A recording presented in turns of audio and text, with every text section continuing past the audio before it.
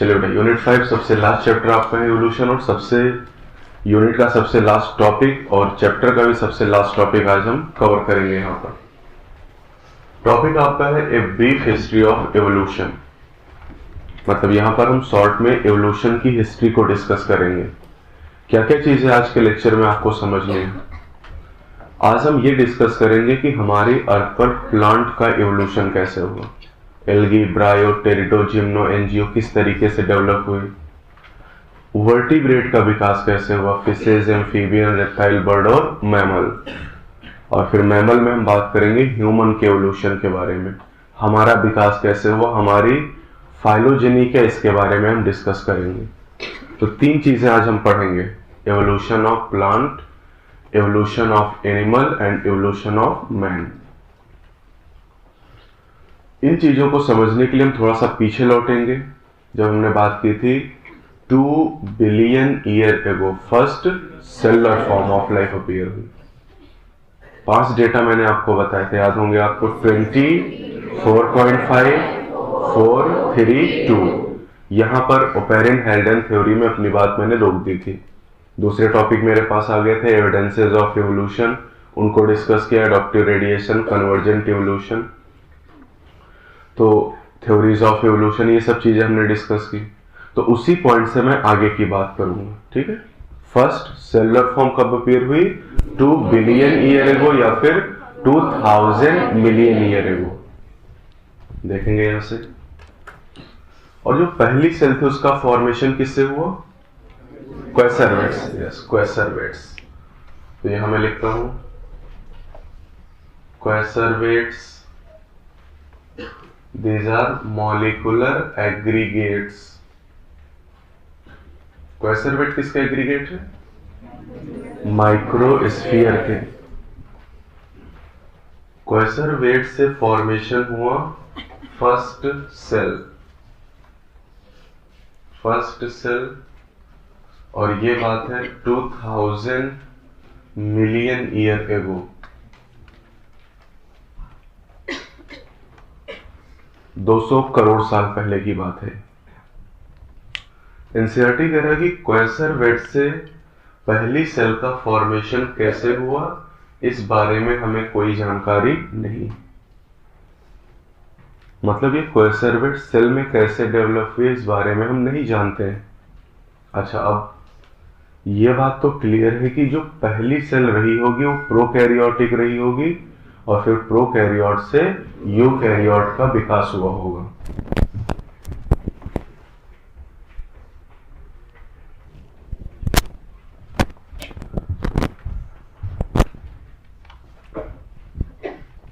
अब आप जानते हैं कि जब सेल का फॉर्मेशन हुआ उस समय एटमॉस्फेयर था रिड्यूसिंग।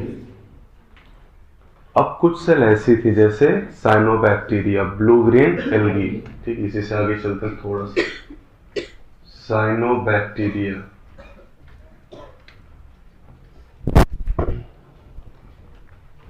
साइनोबैक्टीरिया क्या करते हैं, सनलाइट का यूज करते हैं। इनके पास क्लोरोफिल मॉलिक्यूल है, और क्लोरोफिल मॉलिक्यूल के द्वारा ये लाइट एनर्जी को एब्जॉर्ब करते हैं। तो सन से आने वाली जो लाइट है उस लाइट को ये एब्जॉर्ब करते हैं, सनलाइट, और इस लाइट एनर्जी के द्वारा ये वाटर की स्प्लिटिंग करते हैं फोटोसिंथेसिस में। फोटोसिंथेसिस में 2 रिएक्शन आप पढ़ते हैं, light reaction and dark reaction. Light reaction के दौरान वाटर की स्प्लिटिंग होती है, पानी टूटता है, और वाटर की स्प्लिटिंग से प्रोटॉन बनते हैं और साथ में ऑक्सीजन, और ये ऑक्सीजन इवॉल्व हो रही है, ये देखिए।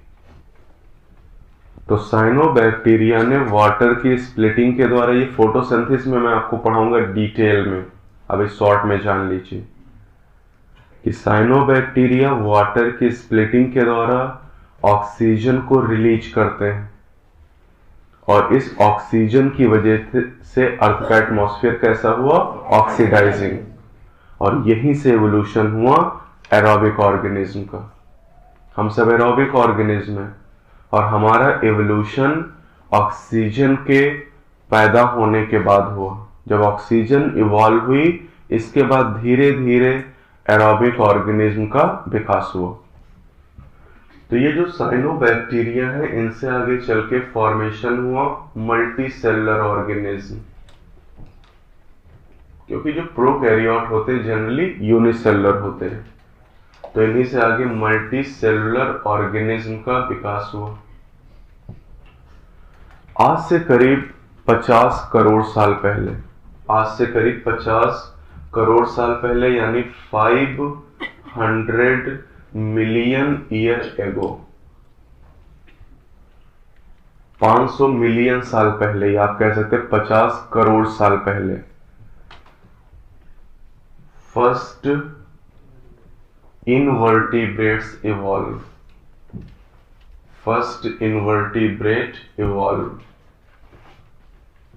इनवर्टिब्रेट उन्हें कहते हैं जिनमें वर्टिब्रल कॉलम ना हो, रीढ़ की हड्डी जिनके पास ना हो। तो क्या आप मुझे बता सकते हैं कि पहले इनवर्टिब्रेट कौन थे? These are poriferans. First invertebrates are poriferans. जो स्पॉन्जेस हैं ये पहले इनवर्टिब्रेट हैं। प्रोटोजोआ की अगर मैं बात करूं, कुछ बच्चे बात कर रहे हैं प्रोटोजोआ की, तो प्रोटोजोआ एनिमल का पार्ट अब नहीं है। तो जो एनिमल में होगा उसी के लिए आप वर्टिब्रेट इनवर्टिब्रेट टर्म यूज कर सकते हैं। Protozoa is now the member of the kingdom protista. तो ये एनिमल का मेंबर नहीं है, इसलिए हम प्रोटोजोआ की बात नहीं कर रहे हैं। एनिमल किंगडम में पोरीफेरा से लेके कॉर्डेटा तक के 11 फाइला हैं। तो फर्स्ट इनवर्टिब्रेट इवॉल्व, ठीक है, लिखा है आपके पास, आप समझिए केवल। फिर बात हो रही है 35 करोड़ साल पहले, 350 माया, MYA को शॉर्ट में आप माया पढ़ सकते हैं, 350 माया। Jawless fishes, jawless fishes evolve. Jawless fishes मतलब ऐसी मछलियां जिनमें जबड़ा नहीं है, इन्हें कहते हैं साइक्लोस्टोमेट। नाम सुना है? मिक्जीन, हैगफिश, पेट्रोमाइजोन, सुना है नाम? These are jawless fishes. क्या कहते हैं? एग्नेथा। These are Agnatha. तो जॉलेस फिशेज, और आप मुझे बताइए कि ये वर्टिब्रेट या इनवर्टिब्रेट? ये वर्टिब्रेट है। और सबसे पहले वर्टिब्रेट कौन थे? फर्स्ट वर्टिब्रेट यही है। These are first vertebrate. Jawless fishes, cyclostome first vertebrate थे, और इन्हीं साइक्लोस्टोम से फिशेज का विकास हुआ। जो मछलियां उनमें जबड़े होते हैं, लेकिन ये जॉलेस फिशेज हैं, इनमें जबड़े नहीं हैं। तो these are actually first vertebrates. NCERT सीधी बात नहीं कह रहा है, उसे कहना चाहिए था कि 50 करोड़ साल पहले पहले इनवर्टिब्रेट अपीयर हुए और 35 करोड़ साल पहले फर्स्ट वर्टिब्रेट अपीयर हुए, लेकिन उसने ये नहीं कहा फर्स्ट वर्टिब्रेट, उसने कहा जॉलेस फिशेज इवॉल्व हुई। अब ये आपको समझना है कि जॉलेस फिश साइक्लोस्टोम है और साइक्लोस्टोम फर्स्ट वर्टिब्रेट। ठीक, फिर आगे चलते हैं। आज से 32 करोड़ साल पहले, 320 माया, 32 करोड़ साल पहले few plant and seaweed appear. Seaweed समझ आए? सीवीड एल्गी, आप समझिए एल्गी। अच्छा, आप मुझे ये बताइए कि जो जॉलेस फिशेज हैं, ये जो एल्गी हैं, सब कहां पे हैं? वाटर में। अभी सारा जीवन, मतलब आज से 32 करोड़ साल पहले तक सारा जीवन कहां पे है? पानी के अंदर। पानी के बाहर अभी स्थल पे, लैंड पे कोई भी जीवन नहीं है, क्योंकि आप जानते हैं कि लाइफ की ओरिजिन कहां पर हुई? पानी में ही हुई। तो अभी सारा जीवन पानी में चल रहा है। ये सारी मछलियां, जॉलेस फिशेज, ये जो सीवीड है, ये सब पानी के अंदर है। तो क्या आप जानते हैं कि पानी से बाहर निकलकर स्थल पे, लैंड पे रहने के लिए पहले कौन आया? प्लांट या एनिमल? प्लांट आए। कौन से plant? Bryophytes. Bryophyte are the first land plant. और एनसीईआरटी कह रहा है कि जब एनिमल बाहर आए, कौन से एनिमल बाहर आए? एम्फीबियंस। भाई फिशेस के बाद क्या बने? एम्फीबियन बने ना। तो एम्फीबियन पहले एनिमल है जो पानी से निकल के स्थल पे आए, जमीन पे रहने के लिए, और प्लांट ब्रायोफाइट थे पहले। लेकिन प्लांट पहले आए, और जब एनिमल आए तब तक प्लांट धरती पर कब्जा कर चुके थे, वो जमीन पर कब्जा कर चुके थे, चारों तरफ फैल चुके थे। तो एनसीईआरटी की बहुत खास लाइन है कि plants were the organism, plant वो जीव थे that invaded the land first. तो ये बहुत ही खास बात है। मतलब पहले ऑर्गेनिज्म जो समुद्र से, पानी से निकल के जमीन पे रहने के लिए आए, वो थे प्लांट। और जब एनिमल पानी से बाहर आए तब तक प्लांट चारों तरफ फैल चुके थे। तो इसी प्लांट से मैं अपनी कहानी को आगे बढ़ाऊंगा, ठीक है। आप जानते हैं कि एवोल्यूशन का क्रम क्या है। अगर प्लांट की मैं बात करूं, कितनी तरह के प्लांट हैं? 5। कौन से? Algae, ब्रायो, टेरिडो, gymno, angio. ये मैंने 1000 बार आपको बात बताई होगी, चैप्टर 8 से लेके 9 तक। और यही एवोल्यूशन का क्रम भी है जो मैं बोल रहा हूं ना। एल्गी से लेके एंजियोस्पर्म तक ही एवोल्यूशन हुआ है। तो चलिए देखते हैं कि किस तरह से विकास हुआ। ये तो आपको पता चल गया कि 32 करोड़ साल पहले एल्गी अपीयर हुए आज से। अभी जो एल्गी हैं, एल्गी से विकास हुआ ब्रायोफाइट का। तो इवोल्यूशन कैसे हुआ इसको थोड़ा सा हम एक चार्ट से समझेंगे। देखिए, एक क्लोरोफाइट एंसेस्टर था। ये प्लांट की इवोल्यूशन की कहानी में पढ़ाने जा रहा हूं। क्लोरोफाइट एंसेस्टर, ये छापना नहीं, ये बना हुआ है आपके पास, ठीक है, ये समझना है। एंसेस्टर का मतलब पूर्वज। और ये जो क्लोरोफाइट एंसेस्टर है एक्चुअली क्या है, कुछ अंदाजा लगाइए इसके बारे में। This is algae. कौन सा? Chlorophyceae, green algae. ये एक्चुअली ग्रीन एल्गी है। तो एल्गी से ही तो विकास शुरू हुआ। एल्गी फिर आई, फिर ब्रायो, टेरिडो, जिम्नो, एंजियो आए सबसे लास्ट में। अच्छा, एवोल्यूशन में एक चीज आप जानते होंगे कि जो पहले आता है वो प्रिमिटिव, और जो बाद में आता है वो एडवांस। यानी एल्गी से एंजियो में सबसे एडवांस कौन है? एंजियोस्पर्म। वो यहां भी अभी दिखाई देगा।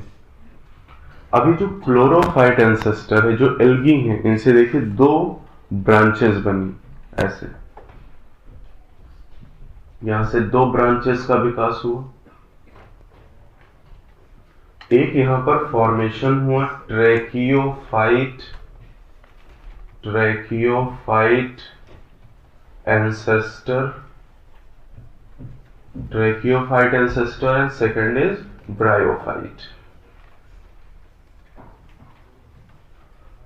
And bryophyte are named as first land plant, क्योंकि ब्रायोफाइट से पहले एल्गी थे, और एल्गी ज्यादातर पानी के अंदर होते हैं। Algae are largely aquatic in nature. Algae मुख्य रूप से पानी के अंदर पाई जाती हैं। तो जो यहां लिखा ना कि plants were the organism that invaded the land first, कौन से प्लांट है वो? ब्रायोफाइट। ये ब्रायोफाइट थे जो पहली बार लैंड पे रहने के लिए आए, जिन्होंने टेरेस्ट्रियल एडॉप्टेशन किया। एल्गी में एक्वेटिक एडॉप्टेशन। तो क्लोरोफाइट एंसेस्टर से 2 ब्रांचेस बन गए। एक ब्रांच से ब्रायोफाइट का एवोल्यूशन हो गया, और दूसरी जो ब्रांच है इससे बने tracheophyte ancestor. What is ट्रैकियोफाइट?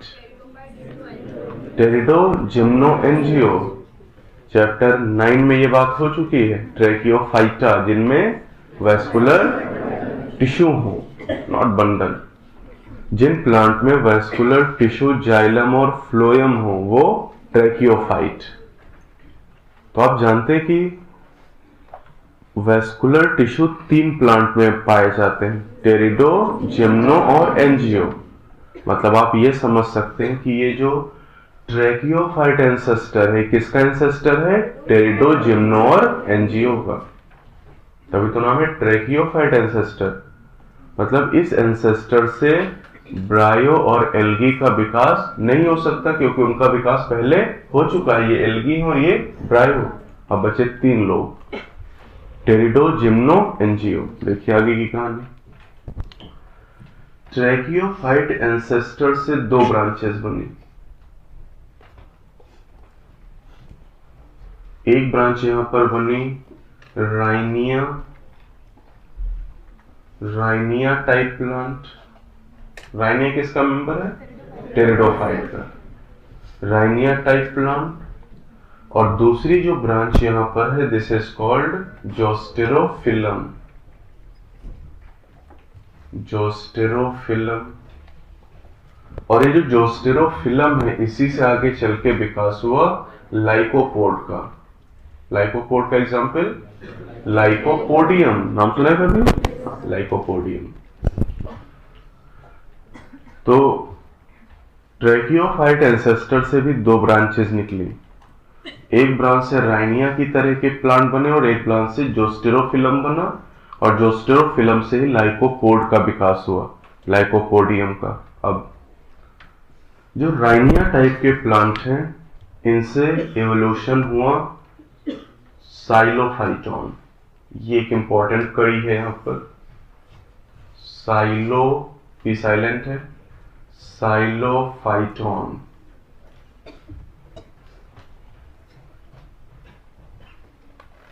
Rhynia type के प्लांट से एक ही ब्रांच निकली। राइनिया टाइप के प्लांट से साइलोफाइटॉन का इवोल्यूशन हुआ, और अब जो साइलोफाइटॉन है, इनसे 6 ब्रांचेस निकली, 6। ध्यान देंगे आप। साइलोफाइटॉन से देखिए क्या क्या चीजें विकसित हुई। इनसे विकास हुआ स्फिनोप्सिड का। स्फिनोप्सिड्स, स्फिनोप्सिड जानते? These are horse tail. For example equisetum. Equisetum का common name horse tail. Psilophyton से जो दूसरी ब्रांच निकली, इनसे विकास हुआ फर्न का। किसी फर्न का example dryopteris, pteris and adiantum. Adiantum is called walking fern. तो साइलोफाइटॉन से फर्न का इवोल्यूशन हुआ। अगर प्लांट आप थोड़े बहुत नहीं जानते तो जान जाएंगे प्लांट किंगडम में, जानते तो बहुत अच्छी बात है। तो फर्न टेरिस होता है, ड्रायोप्टेरिस तो कम से कम आपने पढ़ा अगर 12 पास किया होगा, ठीक है। चलिए,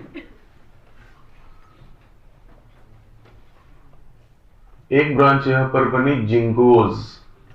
याद है? जिंगो बाइलोबा, जैसे लिविंग फॉसिल। तो जिंगोज में जिंगो आ जाता है, ठीक है। इसका विकास भी साइलोफाइटॉन से हुआ। यहीं से एक ब्रांच बनी, दिस इज नीटेल्स। नीटेल में नीटम आ जाएगा, ठीक है। यहीं से एक ब्रांच बनी कोनिफर्स। कोनिफर में पाइनस। कोनिफर में आते हैं पाइनस। और एक ब्रांच और विकसित हुई यहां पर, दिस इज कॉल्ड प्रोजिम्नोस्पर्म्स। प्रोजिम्नोस्पर्म्स। तो साइलोफाइटॉन की 6 ब्रांचेज आपके सामने हैं, हॉर्सटेल, फर्न, जिंगोज, नीटेल, कॉनिफर एंड प्रोजिम्नोस्पर्म। अब जो प्रोजिम्नोस्पर्म है, प्रोजिम्नोस्पर्म से विकास हुआ सीड फर्न। इनसे सीड फर्न विकसित हुई। सीड फर्न का मतलब जिम्नो। भाई आप जानते हैं कि सीड जिम्नो और एंजियो में है, और ये प्रोजिम्नोस्पर्म। प्रो से क्या बना? जिम्नो, जिसे कहा गया सीड फर्न। अब सीड फर्न की 2 ब्रांचेज। सीड फर्न से 2 ब्रांचेज विकसित हुई। एक ब्रांच से फॉर्मेशन हुआ साइकैड। साइकैड में क्या जाएगा? साइकस। साइकैड बने, साइकस, और दूसरी ब्रांच से बने एंजियो। दूसरी ब्रांच से किसका विकास हुआ? एंजियोस्पर्म का, एंजियोस्पर्म। और एंजियोस्पर्म में दो क्लास हैं, पढ़ चुके हैं, डाइकॉट एंड मोनोकॉट। तो एंजियो में पहले कौन आया?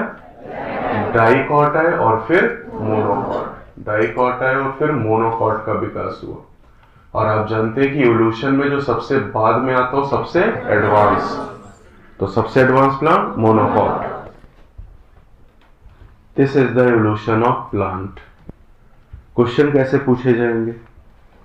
ये फिगर एनसीईआरटी में दिया गया, जो मैंने आपको समझाया, उसे पढ़ने का तरीका मैं आपको बता रहा हूं। पूरे एक पेज पे फिगर एनसीईआरटी में आपको बना के दिया गया, जिसको पढ़ने का तरीका मैं आपको बता रहा हूं कि कैसे क्वेश्चन आपको सॉल्व करने। अब देखिए, जैसे क्वेश्चन आपसे पूछा जाता है, एक चीज आपको ये ध्यान रखनी है कि जब आपसे कभी भी डायरेक्ट एंसेस्टर पूछा जाए तो आप एक स्टेप पीछे का आंसर करिए। जैसे आपसे कहा जाए कि भाई पाइनस का डायरेक्ट एंसेस्टर कौन है? पाइनस का डायरेक्ट एंसेस्टर, तो पाइनस का विकास किससे हुआ? साइलोफाइटोन से, ये डायरेक्ट एंसेस्टर हो गया।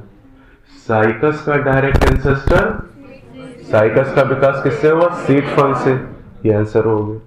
क्या साइकस और पाइनस का जो एंसेस्टर है, डायरेक्ट एंसेस्टर, वो सेम है? नहीं, अलग अलग है। तो एग्जाम में अगर आपसे पूछा जाए कि राइनिया टाइप प्लांट का डायरेक्ट एंसेस्टर कौन है, तो आप क्या बताओगे? ट्रैकियोफाइट एंसेस्टर। एक स्टेप पीछे चले जाइए, पूछा गया लाइकोपोडियम का डायरेक्ट एंसेस्टर कौन है? जोस्टेरोफिलम। जोस्टेरोफिलम का डायरेक्ट एंसेस्टर ट्रैकियोफाइट एंसेस्टर। कर लेंगे ना, क्योंकि क्वेश्चन की लिमिट यहां पर नहीं, बहुत सारे कॉन्सेप्ट आपको समझना है। इतनी लाइनें अगर मैं लिख के दूंगा ना तो 2-4 पेज भर जाएंगे और फिर आप हर चीज याद नहीं कर पाओगे। ये बात आपको समझनी है। और यही अभी केस हम ह्यूमन में भी पढ़ेंगे कि जब डायरेक्ट एंसेस्टर की बात की जाएगी तो एक स्टेप आप पीछे जाके आंसर कर लो। आपसे पूछा गया कि फर्न का डायरेक्ट एंसेस्टर क्या है, तो फर्न का डायरेक्ट एंसेस्टर साइलोफाइटोन। खत्म कहानी। और एनसीईआरटी ने जो फिगर दिया उसको पढ़ने का ये तरीका है। तो जब भी आप इस टॉपिक को पढ़ें तो याद मत करिए, आप लिख के ऐसे बनाने की कोशिश करिए, आपको आ जाएगा। कुछ ज्यादा है नहीं, ये काम 1 मिनट के अंदर हो सकता है, लेकिन आपको चीजें पता होनी चाहिए कि क्लोरोफाइट एंसेस्टर से 2 ब्रांचेस बनाइए, ब्रायो एंड ट्रैकियोफाइट एंसेस्टर। ट्रैकियोफाइट से 2 ब्रांचेस बनाइए, zosterophyllum and rhynia type plant. Rhynia type plant से साइलोफाइटोन, साइलोफाइटोन से sphenopsid, fern, ginkgo, gnetales, conifer और प्रोजिम्नोस्पर्म। प्रोजिम्नोस्पर्म से सीड फर्न, सीड फर्न से साइकैड और angiosperm. First dicot then monocot. है नहीं, लेकिन चीजें, तरीके आपको आने चाहिए। तरीका नहीं पता तो इसको रटते रहिए, कुछ नहीं होने वाला। और फिर रट भी लिया तो ये पता नहीं कि करना क्या है इसमें, क्वेश्चन कैसे पूछा जाएगा। तो मैंने बता दिया कि क्वेश्चन कैसे पूछा जाएगा।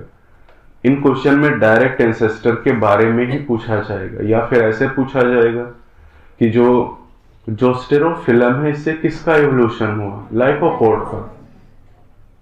या फिर ये पूछा जाएगा कि क्लोरोफाइट एंसेस्टर से कौन विकसित हुए, ब्रायोफाइट एंड ट्रैकियोफाइट एंसेस्टर विकसित हुए। तो क्वेश्चन की पॉसिबिलिटी बहुत ज्यादा यहां पर है। इन क्वेश्चन के तरीके एक ही 2 टाइप के पूछे जाएंगे, या तो डायरेक्ट एंसेस्टर पूछा जाएगा या पूछा जाएगा इस प्लांट से किसका इवोल्यूशन हुआ। क्वेश्चन 2 ही तरह के, लेकिन क्वेश्चन बहुत सारे हैं। तो आप तरीका समझिए, बाकी क्वेश्चन जब आप बायोनेट करेंगे तो आप समझ जाएंगे कि किस तरह से क्वेश्चन एग्जाम में पूछे जाते हैं। मैंने कहा 3 टॉपिक हमें पढ़ने हैं, evolution of plant, evolution of animal, evolution of man. Evolution of plant खत्म हो गया, एक टॉपिक। अब एनिमल का एवोल्यूशन पढ़ेंगे और फिर ह्यूमन का। यहां तक हम पहुंच चुके हैं, जॉलेस फिशेस तक। अब समझिएगा, इसके आगे की कहानी आप जानते हैं, ठीक। मैं आपको याद दिला दूं केवल। यहां देखिए, ये जो जॉलेस फिशेस है, ठीक है, इन जॉलेस फिशेस से एवोल्यूशन हुआ फिशेस का। अच्छा, जिन फिशेस की हम बात कर रहे हैं वो कॉन्ड्रिक्थिस एंड ऑस्टिकथिस हैं, cartilaginous fishes and bony fishes, और इनमें जॉ प्रेजेंट है। तो जो जॉलेस फिशेस की मैं बात कर रहा हूँ ये साइक्लोस्टोमेट है, और ये जॉस फिशेस हैं, इनमें जबड़े पाए जाते हैं, नेथोस्टोमेटा। अब जो फिशेस हैं इनसे आप जानते हैं इन्हीं से विकास हुआ किसका, एम्फीबियन का, एम्फीबियन से रेप्टाइल का, और रेप्टाइल से बर्ड और मैमल्स का। पिछले टर्म पे भी बात की गई इस बारे में, लगातार 2 लेक्चर से इस बारे में हम बात कर रहे हैं कि ये इवोल्यूशन का क्रम है। फिशेस से लेके मैमल तक जितने भी एनिमल हैं सब क्या हैं, वर्टिब्रेट। ये सारे वर्टिब्रेट हैं, तो हमें केवल वर्टिब्रेट की बात करनी है, क्योंकि इनवर्टिब्रेट की बात हो चुकी है। 500 मिलियन साल पहले वर्टिब्रेट इनवर्टिब्रेट अपीयर हुए थे। अब हम वर्टिब्रेट को समझेंगे, तो मैं बात करूंगा फिशेस से। देखिए जब बात है 1938 1938 साउथ अफ्रीका।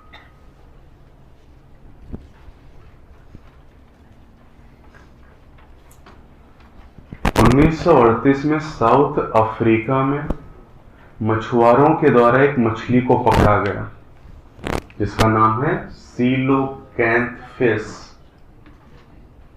सीलोकैंथफिश, इसी चैप्टर में इसका जिक्र आ चुका है। कहां पर, लिविंग फॉसिल। लिविंग फॉसिल में पहले भी मैं पढ़ा चुका हूं आपको, एक ही दो लोगों को याद आ रहा है अभी, है ना, टाइम मिला नहीं आपको इसके लिए। तो सीलोकैंथफिश 1938 से पहले ये माना जाता था कि ये फिश एक्सटिंक्ट हो चुकी है, ये हमारी धरती पर नहीं है।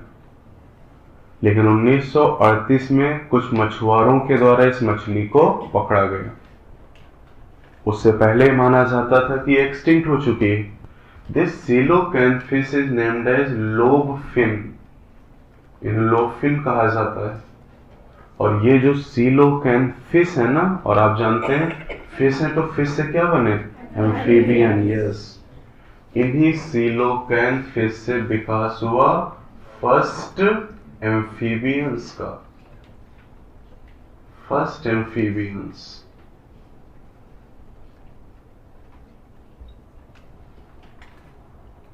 तो सीलोकैंथफिश को लोबफिन कहा जाता है, और इन्हीं से पहले एम्फीबियन का विकास हुआ।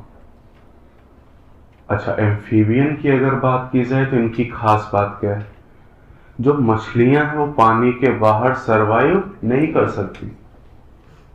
ये पिछले टर्म पे मैंने बात की इस बारे में कि मछली को पानी से बाहर निकाल दे तो वो सरवाइव नहीं कर पाएगी, डेथ हो जाएगी, क्योंकि उसके पास लंग्स नहीं। लेकिन एम्फीबियन ये ऐसे एनिमल हैं जो पानी के अंदर भी रह सकते हैं और पानी के बाहर भी रह सकते हैं। This organism have dual life, तो इनमें डुअल लाइफ है एम्फीबियन में, डुअल लाइफ। एम्फी का मतलब बोथ और बायोस का मतलब लाइफ, डुअल लाइफ है इनमें। ये पानी के अंदर भी रह सकते हैं और पानी के बाहर भी। मेढक को देखिए, मेढक तालाब के अंदर भी रह सकता है और तालाब के बाहर भी रह सकता है। तो ये दोनों जगह पर रहने के लिए अनुकूलित हो गया। और ये पहले एनिमल थे जो पानी से निकल के टेरेस्ट्रियल लाइफ में आए, लैंड के ऊपर रहने के लिए। लेकिन जो पहले एम्फीबियंस थे उनका कोई भी स्पेसिमेन, कोई भी फॉसिल रिकॉर्ड हमारे पास नहीं बचा है। इवोल्यूशन के दौरान इनके फॉसिल नष्ट हो गए, हमारे पास इनका कोई नमूना नहीं बचा है। लेकिन यह बात एकदम क्लियर है कि आज के समय में जो हमें फ्रॉग दिखाई देते हैं, जो फ्रॉग और सैलामेंडर्स हैं, फ्रॉग और सैलामेंडर, इनके पूर्वज ये थे। पूर्वज का मतलब एंसेस्टर्स। मॉडर्न डे फ्रॉग और सैलामेंडर के जो एंसेस्टर हैं वो यही एम्फीबियंस थे। मतलब इन्हीं एम्फीबियन से आज के जो मेढक और सैलामेंडर है इनका एवोल्यूशन हुआ होगा। लेकिन इन पहले एम्फीबियन का कोई भी स्पेसिमेन हमारे पास नहीं है। No specimen is left with us. हमारे पास कोई सबूत नहीं इस बात का, बस हम एज्यूम कर रहे हैं कि ऐसा हुआ होगा। अच्छा, अब आगे बढ़ते हैं। फिर अब आप जानते हैं कि जो एम्फीबियन है इनसे किसका विकास हुआ? रेप्टाइल का। तो चलिए रेप्टाइल देख लीजिए। These amphibians are evolved into reptiles. इनसे रेप्टाइल का विकास हुआ। And reptiles are the truly land animals. Truly land animals मतलब ये सही मायने में टेरेस्ट्रियल एडॉप्टेशन वाले एनिमल। ये पानी पर निर्भर नहीं करते हैं। फ्रॉग पानी के बाहर रहता है लेकिन सेक्सुअल रिप्रोडक्शन के लिए पानी पर निर्भर करता है। क्यों? पानी के एक्सटर्नल फर्टिलाइजेशन बेहतर आंसर नहीं है। और कुछ?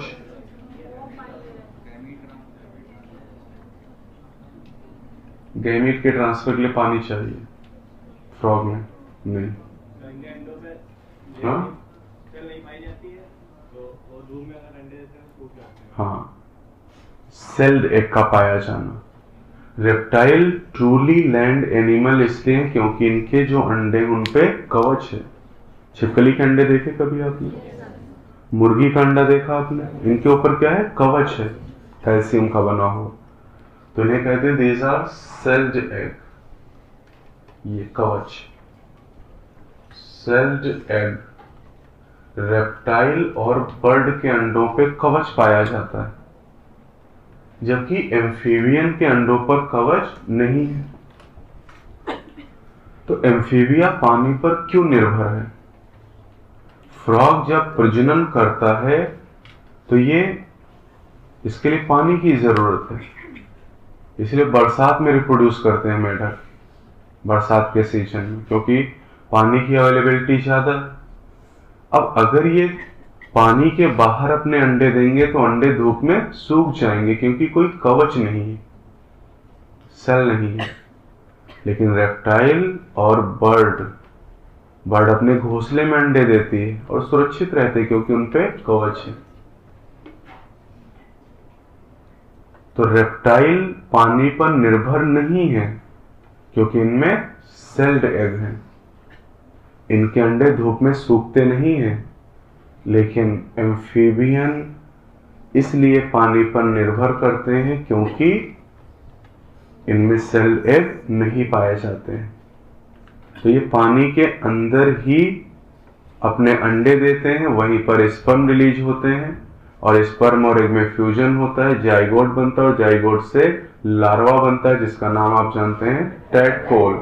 और टैडपोल का विकास पानी के अंदर ही होता है। तो एम्फीबियन अपने प्रजनन के लिए पानी पर निर्भर है। ये पानी के बाहर रह सकते हैं लेकिन प्रजनन करने के लिए, बच्चे पैदा करने के लिए पानी पर निर्भर है क्योंकि सेल्ड एग नहीं। रेप्टाइल में जब एम्फीबियन से रेप्टाइल का विकास हुआ तो एक ये बड़ा परिवर्तन आया कि रेप्टाइल के जो अंडे उन पे कवच आ गया और कवच आने की वजह से पानी के ऊपर जो निर्भरता थी वो खत्म हो गई। अब रेप्टाइल बच्चे पैदा करने के लिए पानी पर निर्भर नहीं है। एम्फीबिया निर्भर है अभी भी। रेप्टाइल डिपेंड नहीं करते पानी पर क्योंकि सेल्ड एग है। तो ये इवोल्यूशन की एक बड़ी कड़ी है, सेल्ड एग। यहां से एक बड़ा चेंज आया। जो रेप्टाइल हैं these are called truly land animals. ये सही मायने में पहले लैंड एनिमल हैं क्योंकि एम्फीबिया लैंड पे रहते तो हैं लेकिन प्रजनन के लिए पानी के अंदर जाना पड़ता है। अच्छा, अब ये जो रेप्टाइल्स हैं इन्होंने जब इनका विकास हुआ ना, जब ये बने, यहां से अगले 200 मिलियन साल तक, 200 मिलियन का मतलब 20 करोड़ साल तक धरती पर इनका राज रहा। अलग अलग साइज के रेप्टाइल ने हमारी धरती पर 20 करोड़ साल तक राज किया। और जो 20 करोड़ साल का समय है, दिस इज मेसोजोइक ईरा। ये मेसोजोइक ईरा था, गोल्डन एज ऑफ रेप्टाइल्स। तो रेप्टाइल ने 200 मिलियन साल तक इस धरती पर राज किया है। तो मैं लिखता हूं यहां पर, रेप्टाइल्स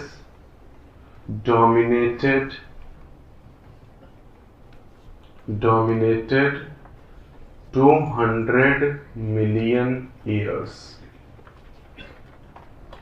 200 मिलियन ईयर का मतलब हो गया 20 करोड़ साल तक। अच्छा, अब 20 करोड़ साल तक जिन रेप्टाइल का राज रहा, उन रेप्टाइल में सबसे जो बड़े थे वो थे डायनासोर्स। तो चलिए जरा डायनासोर्स की बात भी कर ली जाए। 3 तरह के डायनासोर्स मैं आपको याद कराऊंगा यहां पर। सबसे पहला marine dinosaur. Marine dinosaur, marine dinosaur का मतलब है कि जो पानी में रहता था। कुछ डायनासोर ऐसे थे जो समुद्र में रहते थे, मैरीन डायनासोर, एंड इसका नाम है ichthyosaurs. Ichthyosaur, this is also named as fish like reptile. This is fish like reptile. Fish like क्यों कह रही? क्योंकि मछलियों की तरह ये पानी के अंदर रह रहा है। ये मैरीन डायनासोर है, दिस इज इक्थियोसॉर्स। फ्लाइंग डायनासोर, उड़ने वाले। कुछ डायनासोर ऐसे थे जो बर्ड की तरह उड़ सकते थे। फ्लाइंग डायनासोर का नाम है टिरैनोडॉन। टिरैनोडॉन। जुरासिक वर्ल्ड अगर आपने देखी तो मूवी के लास्ट में उड़ने वाले डायनासोर्स भी दिखाए गए, तो टिरैनोडॉन था। ये जितना मूवीज में आप नाम देखते हो सब यहीं से लिए गए, आपकी जो बुक्स हैं उन्हीं से लिए गए। यही सब नाम थे उनके, brachiosaurs, stegosaurs, ichthyosaurs, pteranodon, and the biggest of them is tyrannosaurs. Tyrannosaurs rex. तो फ्लाइंग डायनासोर था, उड़ने वाला था टिरैनोडॉन, एंड बिगेस्ट, सबसे बड़ा, biggest dinosaur was tyrannosaurs rex. Tyrannosaurs rex ये सबसे बड़ा था, लेकिन उतना बड़ा नहीं जितना हमें दिखाया गया। मतलब मूवीज में जितने बड़े डायनासोर दिखाए गए उतने बड़े नहीं थे, ठीक है, थोड़ा ज्यादा ही बड़ा दिखा दिया गया मूवीज में। चलिए देखते हैं ये कितना बड़ा था। इससे बड़ा कोई डायनासोर था नहीं, और ये सबसे बड़ा था जिसकी हाइट है 20 फीट। 20 feet in height. अब 20 फीट का मतलब है हमसे 4 गुना ज्यादा बड़ा। मतलब आप मान लीजिए 2 मंजिल के बराबर। एक मंजिल की हाइट होती है 10 फीट, तो 2 मंजिल 20 फीट। लेकिन हमें जो डायनासोर दिखाए गए तो 20-20 मंजिल ऊंचे दिखा दिए गए। नहीं, पूरी बिल्डिंग को तोड़ देते, तो ऐसे नहीं थे, ये ज्यादा ही ओवर एस्टिमेट कर दिया गया। मतलब डायनासोर को ज्यादा ही एस्टिमेट कर दिया गया मूवीज में, जबकि इतने बड़े थे नहीं है। जो सबसे बड़ा डायनासोर था ये था टायरेनोसॉर्स रेक्स, और ये भी 20 फीट हाइट का था, और इसके जो दांत थे वो डैगर लाइक और बहुत ही डरावने। डैगर लाइक का मतलब आरी की तरह के। तो ह्यूज, बहुत विशाल, फियरसम, डरावने, dagger like teeth. Dagger like teeth, आरी की तरह के दांत थे टायरेनोसॉर्स रेक्स के। अचानक 6.5 करोड़ साल पहले ये हमारी धरती से एक्सटिंक्ट हो गए, अचानक से, ठीक है। तो 65 million year ago, 65 million year ago मतलब 6.5 करोड़ साल पहले dinosaurs extinct, dinosaur suddenly disappeared, suddenly disappeared, अचानक ये धरती से विलुप्त हो गए, गायब हो गए। क्या हुआ? अलग अलग थ्योरीज हैं। 2 थ्योरी मैं आपको बताता हूं डायनासोर क्यों खत्म हुई। नंबर 1, कुछ साइंटिस्ट का यह मानना है कि डायनासोर के समय एक जलवायु परिवर्तन हुआ, क्लाइमेटिक चेंजेस, और उस जलवायु में होने वाले परिवर्तन को ये बर्दाश्त नहीं कर पाए और खत्म हो गए। मतलब कुछ साइंटिस्ट कहते हैं कि ये ज्यादातर हर्बीवोरस थे, घास खाते थे, पत्तियां खाते थे। कुछ ऐसा जलवायु में परिवर्तन हुआ जिससे जो पत्तियां हैं, घास है, खत्म हो गई, तो भूखों मर गए और ये अपने आप को कार्निवोरस हैबिट में चेंज नहीं कर पाए। यही नेचुरल सिलेक्शन है। नेचुरल सिलेक्शन में एक लाइन मैंने आपको सिखाई है कि जो बदली हुई परिस्थितियों में अपने आप को एडॉप्ट कर लेगा वो सरवाइव करेगा। और इन्होंने बदली हुई परिस्थितियों के हिसाब से अपने आप को नहीं बदला, इसलिए खत्म हो गए। मतलब डायनासोर जो सबसे बड़े जीव थे हमारी धरती के, वो खत्म हो गए। तो आप समझ सकते हैं कि ये चीज सभी पे लागू होती, कोई कितना भी बड़ा हो, लेकिन अगर वो परिस्थिति के हिसाब से अपने आप को चेंज नहीं करेगा तो सरवाइव नहीं कर सकता। नेचर उसे सेलेक्ट नहीं करेगा, नेचर उसी को सेलेक्ट करेगा जो परिवर्तन होने के हिसाब से अपने आप में चेंज लाएगा। तो कुछ साइंटिस्ट कहते हैं climatic changes kill them, climatic changes, जलवायु परिवर्तन की वजह से मारे गए। कुछ साइंटिस्ट कहते हैं कि most of them evolve into birds, ज्यादातर चिड़िया में विकसित हो गए।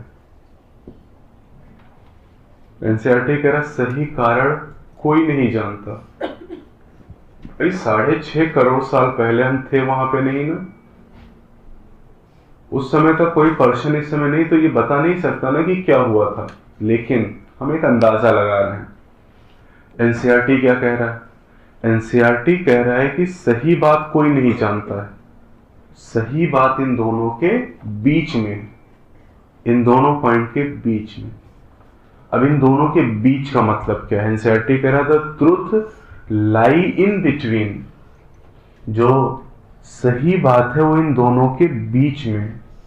तो इन दोनों के बीच का मतलब क्या? उस लाइन का मतलब ये है कि कुछ डायनासोर क्लाइमेटिक चेंज की वजह से मारे गए और कुछ डायनासोर बर्ड में इवॉल्व हो गए। ये दोनों के बीच की बात हो गई। तो ये एनसीईआरटी के हिसाब से रीजन है कि कुछ डायनासोर जलवायु परिवर्तन की वजह से मारे गए और कुछ डायनासोर विकसित हो गए बर्ड में। अच्छा,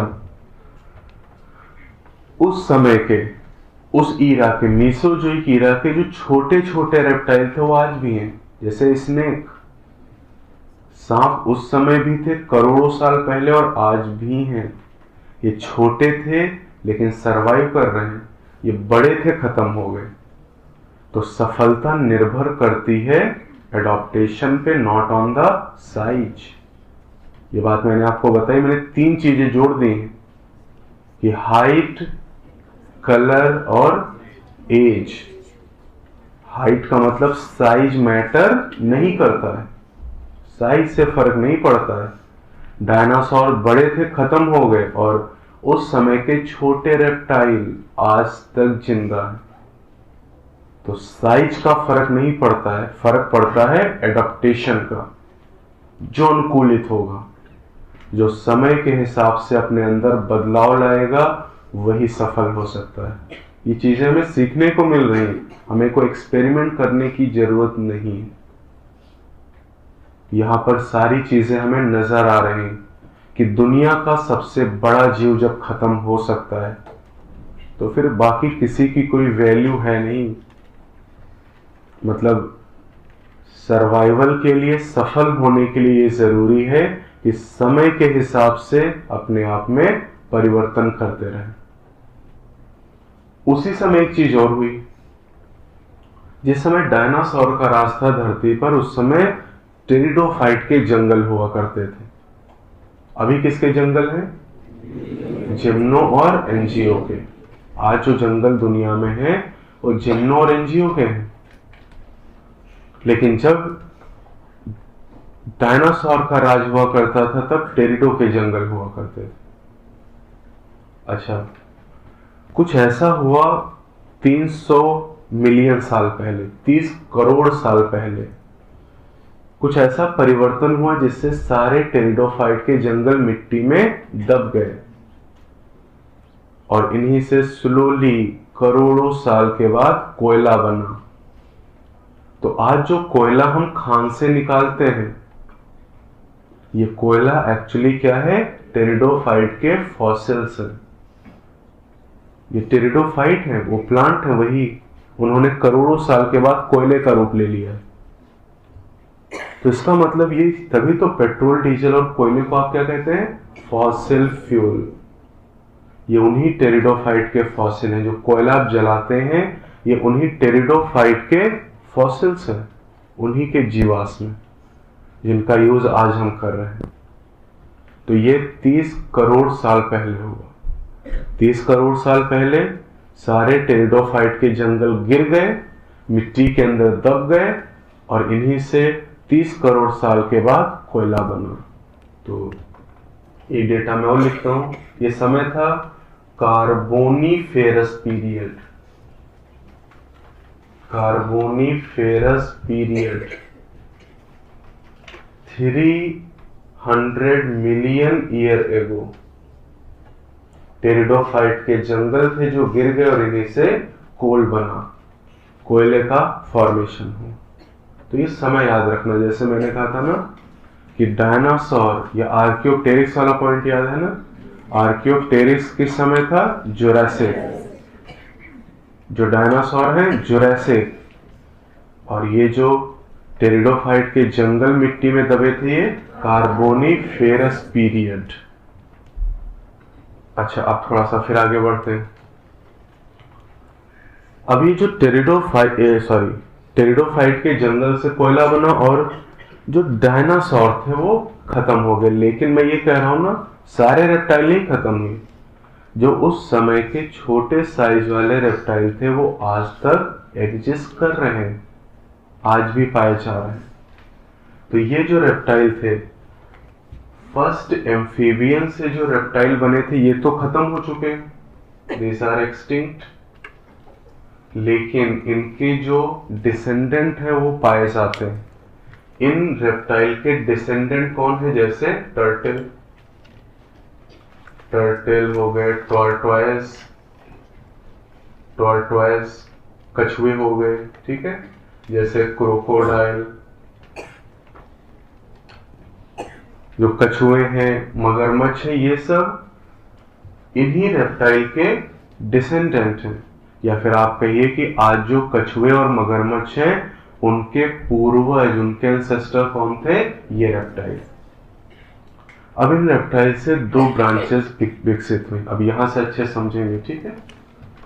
इन रेप्टाइल से 2 ब्रांचेस का विकास हुआ।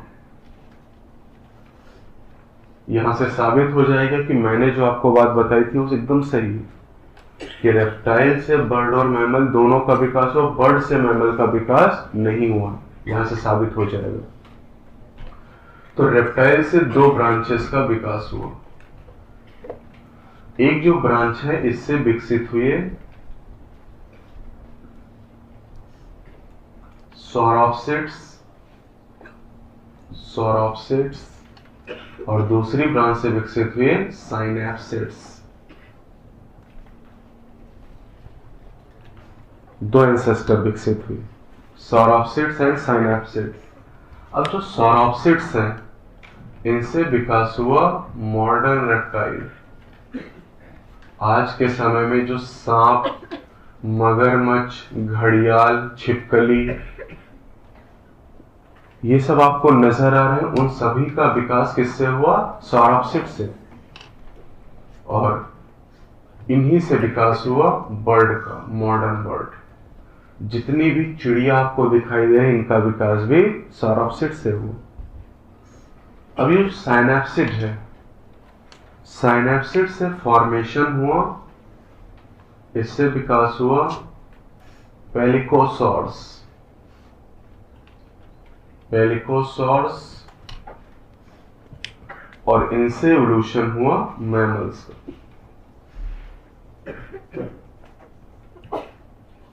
220 मिलियन ईयर एगो, 22 करोड़ साल पहले स्तनधारियों का विकास हुआ। पहले जो मैमल थे वो 22 करोड़ साल पहले 220 मिलियन ईयर एगो हमारी अर्थ पर अपीयर हुए। तो अब आप ये देख सकते हैं कि रेप्टाइल की दो ब्रांचेस विकसित हुई। एक ब्रांच से विकास हुआ बर्ड का और मॉडर्न रेप्टाइल का, और दूसरी ब्रांच से मैमल का। मतलब आप ये समझ लीजिए कि बर्ड से मैमल का विकास नहीं हुआ है, रेप्टाइल से ही मैमल का विकास हुआ है। एक्सटिंक्ट रेप्टाइल की दो ब्रांचेज हैं, सारोप्सिड एंड साइनैप्सिड। सारोप्सिड से मॉडर्न रेप्टाइल और बर्ड का विकास हुआ, और साइनैप्सिड से मैमल का विकास हुआ थ्रू द पेलिकोसॉर्स एंसेस्टर। अब जो मैमल है इनकी कहानी मैं आपको बताऊंगा, लेकिन उसके लिए मुझे थोड़ा स्पेस चाहिए होगा। और फिलहाल ये तो आपके समझ में आ गया होगा कि वर्टिब्रेट का विकास कैसे हुआ। वर्टिब्रेट का मतलब fishes, amphibian, reptile, bird, mammal, और पूरी कहानी आपके सामने। Fishes, amphibians, reptiles, birds and mammal, पूरी कहानी आपके सामने। और यहां से जो कहानी मैंने आपको बताई है, यहां से लेके यहां तक की, ये कहानी एनसीईआरटी के फिगर की है। तो फिगर को पढ़ने का तरीका मैंने आपको बता दिया है। अभी फिगर आप देखेंगे, एक पेज पे फिगर बना के दिया गया, जिसे इतने में मैंने कवर कर दिया। तो अब क्वेश्चन कैसे पूछे जाएंगे? जैसे अगर आपसे पूछा जाए कि बर्ड का एवोल्यूशन किससे हुआ, तो आप क्या कहोगे? सौराप्सिड से।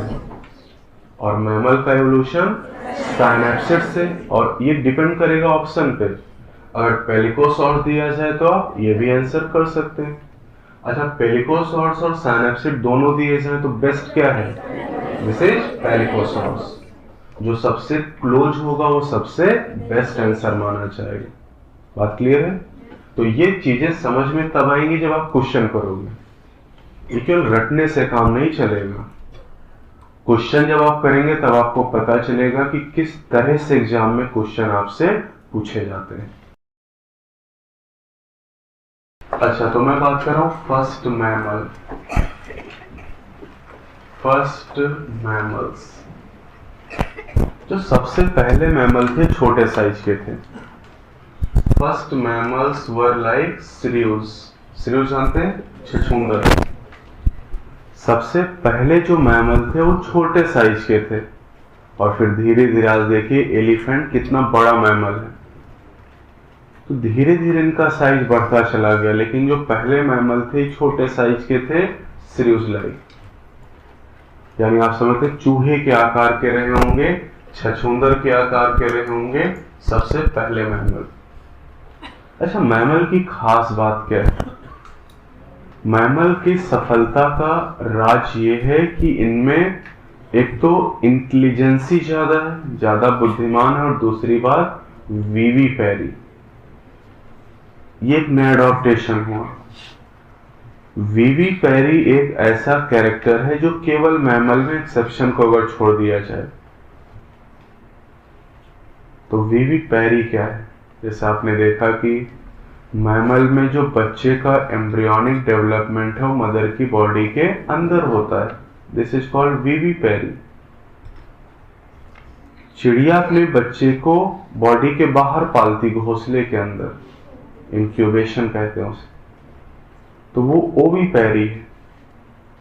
वो जो अंडा है, फर्टिलाइज्ड एग, उसे अपने घोंसले में देती है और फिर उसकी सुरक्षा करती है, इसलिए खतरा ज्यादा है।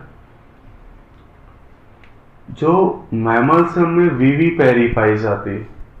इनके बच्चों का विकास मदर की बॉडी के अंदर होता है, इसलिए बच्चों के लिए खतरा यहां पर कम है। तो मैमल्स आर विविपेरस।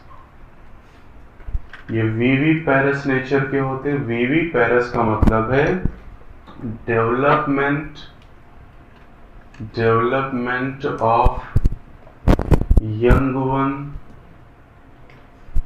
वन यानी बच्चे जिन्हें आप कहते हैं फीटस, एम्ब्रियो, इनसाइड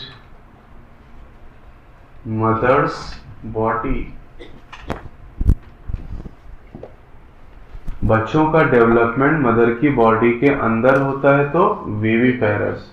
और ये मैमेलियन कैरेक्टर, मैमल के अलावा और कहीं पर भी ये कैरेक्टर नहीं पाया जाता है, एक्सेप्शन आप जाने दीजिए, ठीक है। अच्छा, मैमल्स आर मोर इंटेलिजेंट, ये ज्यादा बुद्धिमान है। मोर इंटेलिजेंट किस बात में? Two in sensing and avoiding danger, in sensing and avoiding danger। ये खतरे को भांप सकते हैं। आप मैमल हैं, आप खतरा महसूस कर सकते हैं। बहुत बार आपको खतरा महसूस होता है तो आप अलर्ट हो जाते हैं, आपकी बॉडी के हार्मोन काम करने लगते हैं, एड्रेनालिन। तो खतरे को भांप सकते हैं और उससे अपना बचाव भी कर सकते हैं। तो मैमल्स के पास ऐसे सिस्टम है, न्यूरल सिस्टम, एंडोक्राइन सिस्टम, जिससे ये खतरे का अंदाजा लगा सकते हैं और उससे बचाव भी कर सकते हैं। तो मैमल की सफलता के बहुत सारे रीजन हैं, कुछ रीजन यहां पर आपको बताए गए। अच्छा, किस तरह के मैमल हुआ करते होंगे आज से करोड़ों साल पहले? जैसे आज आपको रैबिट दिखाई दे रहा है, हॉर्स दिखाई दे रहा है, हिप्पोपोटामस दिखाई दे रहा है। इसी तरह के एनिमल उस समय रहा करते होंगे साउथ अमेरिका में, ठीक है। तो मैं बात बता रहा हूं आपको साउथ अमेरिका की। ये देखिए, दिस इज साउथ अमेरिका। और साउथ अमेरिका के जो एनिमल थे वो कैसे होंगे? Rabbit, horse and hippopotamus like. Hippopotamus, दरियाई घोड़ा, ठीक है। इस तरह के मैमल रहा करते होंगे। अच्छा, आज के समय में नॉर्थ अमेरिका और साउथ अमेरिका एक दूसरे से जुड़े हुए हैं, लेकिन करोड़ों साल पहले नॉर्थ अमेरिका और साउथ अमेरिका एक दूसरे से अलग थे, ठीक है। तो मैं दूसरा दिखाता हूं। This is north America. North America, और नॉर्थ अमेरिका में जो एनिमल थे वो कैसे थे? कार्निवोरस। और ये क्या है? हर्बिवोरस। कुछ ऐसा हुआ धरती पर जिसकी वजह से ये दोनों महाद्वीप, कॉन्टिनेंट है दोनों, कुछ ऐसा हुआ धरती पर जिसकी वजह से दोनों कॉन्टिनेंट एक दूसरे से जुड़ गए। This is named as continental drift. This is continental drift. Drift तो मैंने आपको पढ़ा दिया, जेनेटिक ड्रिफ्ट। ड्रिफ्ट मतलब बाई चांस, बाई चांस। तो बाई चांस कोई बदलाव आ गया, कॉन्टिनेंटल ड्रिफ्ट, वहां थी जेनेटिक ड्रिफ्ट, जीन में बदलाव, ये है महाद्वीप में बदलाव। तो दो अलग अलग महाद्वीप थे, दोनों जुड़ गए। This is south America, this is north America, दोनों जुड़ गए।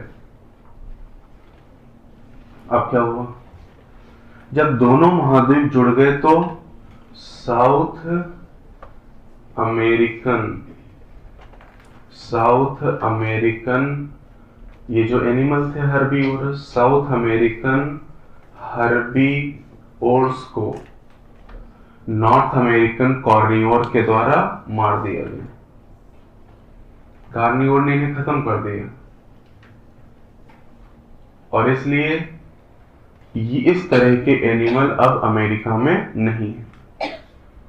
इस ड्रिफ्ट की वजह से साउथ अमेरिका में पाए जाने वाले एनिमल को नॉर्थ अमेरिका के एनिमल के द्वारा कुचल दिया गया, खत्म कर दिया गया।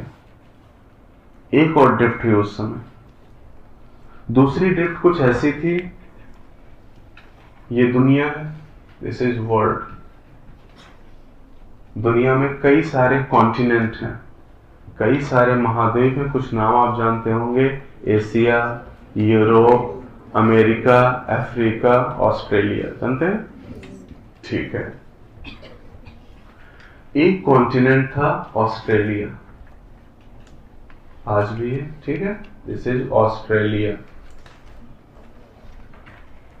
पहले ये बाकी कॉन्टिनेंट से जुड़ा हुआ था, लेकिन एक कॉन्टिनेंटल ड्रिफ्ट हुई, यहां पर भी एक ड्रिफ्ट हुई, और इस कॉन्टिनेंटल ड्रिफ्ट की वजह से ऑस्ट्रेलिया बाकी दुनिया से अलग हो गया। ठीक है, बाकी कॉन्टिनेंट से एकदम अलग हो गया। तो this is rest of world and this is Australia, this is Australia. अब कभी मैप आप देखिएगा तो ये देखिएगा कि जो ऑस्ट्रेलिया है ये चारों तरफ से समुद्र से घिरा हुआ है। ठीक है, ऑस्ट्रेलिया अकेला ऐसा कॉन्टिनेंट है जिसका किसी दूसरे कॉन्टिनेंट से टेरेस्ट्रियल अटैचमेंट नहीं है। बाकी हर कॉन्टिनेंट एक दूसरे से कहीं ना कहीं स्थल के द्वारा अटैच है, जमीन के द्वारा। ये जमीन से अटैच नहीं है, तो यानी एक कॉन्टिनेंट का एनिमल ऑस्ट्रेलिया अपने आप नहीं जा सकता, क्योंकि ये चारों तरफ समुद्र से घिरा हुआ है। तो जब ऑस्ट्रेलिया अलग हो गया तो इसकी वजह से क्या हुआ, ऑस्ट्रेलिया में जो मार्सुपियल्स हैं, मार्सुपियल याद है ना, पाउच्ड मैमल, क्योंकि इनमें एक पाउच पाया जाता है जिसे कहते हैं marsupial pouch, these are pouched mammal. आपने कभी सोचा इस बारे में कि कंगारू इंडिया में क्यों नहीं है? क्योंकि इंडिया एशिया का हिस्सा है, और जो एशिया, यूरोप, अमेरिका, अफ्रीका, ये सब कॉन्टिनेंट जुड़े हुए हैं। तो जैसा यहां पे कार्निवोर ने किया, वैसे हमारे एशिया में भी हुआ। जो पाउच्ड मैमल थे वो बाकी दुनिया में कार्निवोरस के द्वारा मार दिए गए, लेकिन चूंकि ऑस्ट्रेलिया बाकी कॉन्टिनेंट से अलग हो गया तो ऑस्ट्रेलिया में पाउच्ड मैमल सरवाइव कर रहे हैं, क्योंकि वहां पर कोई कंपटीशन नहीं है कार्निवोर से इनका। बाकी कॉन्टिनेंट में कार्निवोर से कंपटीशन हुआ इनका और ये खत्म हो गए। तो एक कॉन्टिनेंटल ड्रिफ्ट की वजह से साउथ अमेरिका के एनिमल खत्म हो गए, और एक कॉन्टिनेंटल ड्रिफ्ट की वजह से ऑस्ट्रेलिया के पाउच्ड मैमल सरवाइव कर रहे हैं। तो ये दो कॉन्टिनेंटल ड्रिफ्ट हुई। एक ड्रिफ्ट में साउथ अमेरिका नॉर्थ अमेरिका से जुड़ गया, साउथ अमेरिका के मैमल को मार दिया गया। दूसरे ड्रिफ्ट में ऑस्ट्रेलिया बाकी कॉन्टिनेंट से अलग हो गया, और ऑस्ट्रेलिया के पाउच्ड मैमल, कंगारू, कोआला, उम्बैट, नुम्बैट, ये सब आज भी सरवाइव कर रहे हैं, क्योंकि ऑस्ट्रेलिया के बाकी कॉन्टिनेंट से अलग होने की वजह से यहां पर कंपटीशन नहीं है, इसलिए सरवाइव कर रहे हैं। बाकी दुनिया में और किसी कॉन्टिनेंट में पाउच्ड मैमल या मार्सुपियल मैमल एग्जिस्ट नहीं कर रहे हैं। अब एनसीईआरटी कह रहे हैं कि एलिफेंट, हॉर्स, डॉग, इनकी इवोल्यूशन की कहानी काफी सफल है। ये सबसे सफल जानवरों में से, मतलब हॉर्स, डॉग और एलिफेंट, इनकी सफलता की अपनी कहानी है जो हमें नहीं पढ़नी। सबसे सफल कहानी है हमारी। ह्यूमन की सफलता की कहानी सबसे बेहतरीन है और हमें वही पढ़ना है। तो एनसीईआरटी कह रहा है हॉर्स डॉग एलिफेंट की सफलता की अपनी कहानियां हैं, लेकिन the most successful story is of the man. सबसे सफल कहानी हमारी है। और हमारी कहानी सफल क्यों है? क्योंकि हमारे पास कुछ ऐसी चीजें हैं जो किसी दूसरे एनिमल के पास नहीं है। जैसे सेल्फ कॉन्शियसनेस। यस, मैन के पास है सेल्फ कॉन्शियसनेस। लिविंग वर्ड में डिटेल में समझाऊंगा, अभी थोड़ा समझिए। स्वचेतना। एक टर्म होता है कॉन्शियसनेस। कॉन्शियसनेस का मतलब अपने चारों तरफ की जानकारी। कॉन्शियसनेस किसमें है? सभी में, हर लिविंग ऑर्गेनिज्म में। सेल्फ कॉन्शियसनेस अपनी जानकारी। हमें ह्यूमन बीइंग क्यों कहा जाता है? क्योंकि हमें पता है कि हमें क्या करना है। हमें अपने बारे में पता है कि मेरी लाइफ का, मेरे जीवन का उद्देश्य क्या है। बाकी जानवरों के जीवन का क्या उद्देश्य है? गाय के जीवन का क्या उद्देश्य है? आपके जीवन का उद्देश्य है ना, एक लाइफ का पर्पज है ना। तो ये है सेल्फ कॉन्शियस। हमें पता है कि हम क्या हैं और हम क्या करना चाहते हैं। ये जो सोचने की क्षमता है, जो अपने बारे में जानने की क्षमता है, और किसी के पास नहीं, कि हमारे पास है स्वचेतना। अपने बारे में हमें जानकारी कि मैं कौन हूं और मैं क्या करना चाहता हूं, मेरी लाइफ का एम क्या है। इसीलिए हमें मनुष्य कहा जाता है। आपको अगर कोई जानवर कहेगा तो आपको बुरा लगेगा, और जब आपको एनिमल कहते हैं तो आपको सही लगता है। जबकि बात वही है ना, एनिमल को हिंदी में जानवर कहा जाता है, लेकिन आपको मनुष्य क्यों कहा गया? क्योंकि आपके पास ये प्रॉपर्टी है, सेल्फ कॉन्शियसनेस। इसलिए आपको मनुष्य कहा जाता है, बीइंग ह्यूमन।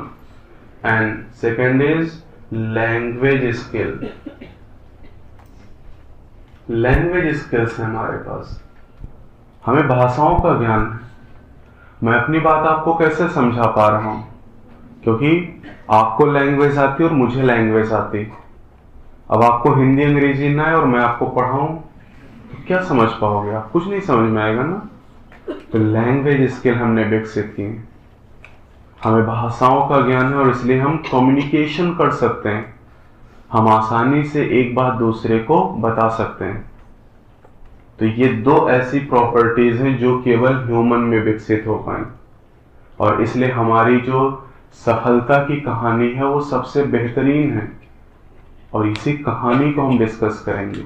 अब हम अपने एवोल्यूशन के बारे में पढ़ने वाले हैं कि हमारा विकास कैसे हुआ। मैंने कहा था ना, 3 चीजें आपको पढ़नी है: evolution of plant, evolution of animal and evolution of man. 2 चीजें आप पढ़ चुके हैं, evolution of plant and evolution of animal. अब है एवोल्यूशन ऑफ मैन, हमारे विकास की कहानी। देखिए, मैमल की अगर बात करें तो मैमल हर जगह पर पाए जाते हैं। ये पानी में भी रह सकते हैं, हवा में भी रह सकते हैं, मतलब हवा में उड़ सकते हैं, और टेरेस्ट्रियल एडॉप्टेशन। ठीक है। तो कुछ ऐसे मैमल हैं जो पूरी तरीके से पानी में रहते हैं, इन्हें कहते हैं एक्वाटिक मैमल्स। और ये आपको याद करने, क्योंकि नेट में पूछा जा रहा है। एक्वाटिक मैमल में 4 केस याद करने हैं आपको। कौन कौन से? वेल मछली नहीं, ये ध्यान रखिएगा, वेल एक मैमल है। वेल, डॉल्फिन भी मैमल है। Whale, dolphin, seal and sea cow, these are aquatic mammal. ये पानी के अंदर रहती हैं, पहली चीज। दूसरी बात, एक अकेला मैमल जो उड़ सकता है, बैट। एक ही मैमल है जो उड़ सकता है, फ्लाई कर सकता है। दिस इज द बैट, चमगादड़ जिसे आप कहते हैं। चमगादड़ अकेला ऐसा मैमल है जो उड़ सकता है, और हम सब टेरेस्ट्रियल हैं, स्थल पे रहते हैं। तो एक पॉइंट ये पूछा जाता है कि मैमल पानी में भी रह सकते हैं, हवा में उड़ सकते हैं और स्थल पे भी रह सकते हैं। This is called micro evolution.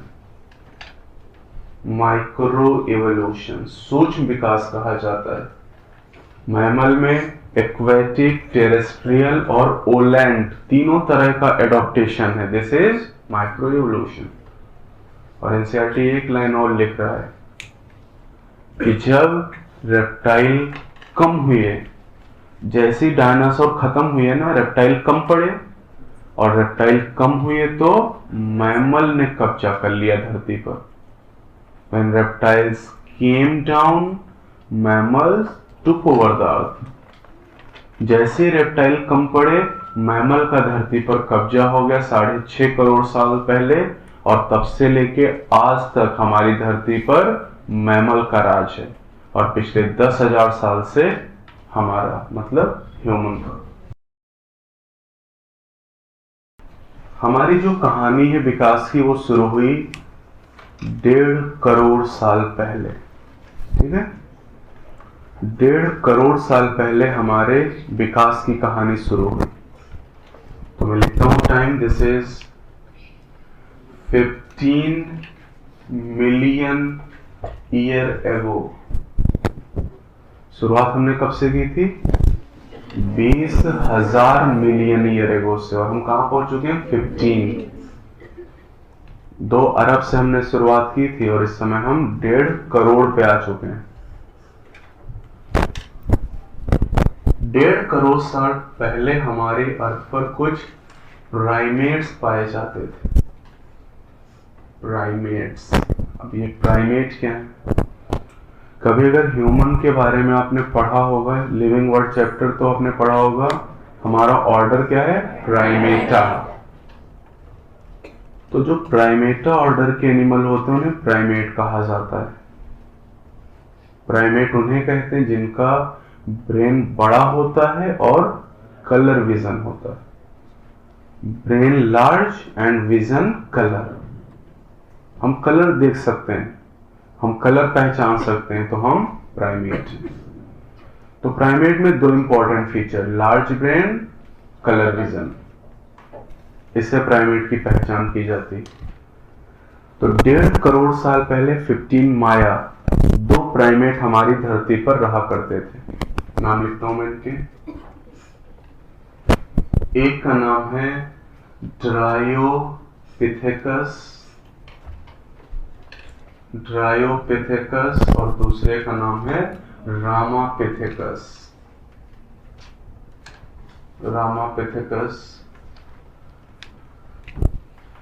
Dryopithecus की अगर बात की जाए, this is more ape like.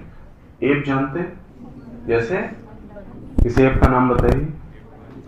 जैसे गिब्बन, चिंपैंजी, गोरिल्ला। गोरिल्ला तो देखा होगा सभी ने, ठीक है। तो गोरिल्ला, गिब्बन और चिंपैंजी ये सब क्या है? एप है। ड्रायोपिथेकस एप की तरह के थे, गोरिल्ला की तरह के। और ये जो रामापिथेकस है, मूवीज देखी होंगी किंग कॉन्ग, तो वो गोरिल्ला पे ही आधारित है, ठीक है। तो एप के ऊपर आधारित है। And Ramapithecus is more man like. ये हमारी तरह का था, मतलब ये हमारे पूर्वज हैं, प्राइमेट, जो 1.5 करोड़ साल पहले इस धरती पर एग्जिस्ट करते थे।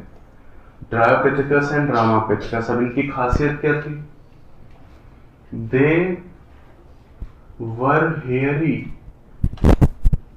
मतलब इनकी पूरी बॉडी पर गोरिल्ला की तरह बाल पाए जाते थे, इन दोनों पे, ड्रायोपिथेकस और रामापिथेकस पे। एंड वॉक्ड, और चलते कैसे थे? Walked like gorillas and chimpanzees. और एक गोरिल्ला और चिंपैंजीज की तरह चलते थे, मतलब चारों लिम्ब यूज करते थे। हम चलने के लिए केवल 2 लिम्ब यूज करते हैं, लेकिन ये हमारे जो सबसे पहले पूर्वज हैं, ड्रायो और रामापिथेकस, ये चारों लिम्ब यूज करते थे, गोरिल्ला की तरह चलते थे। और इनकी पूरी बॉडी पर हेयर थे। कुछ फॉसिल हमें, ये बात यही हम खत्म कर रहे हैं, ठीक है। अब कुछ फॉसिल हमें मिले हैं इथोपिया और तंजानिया से। इथोपिया और तंजानिया,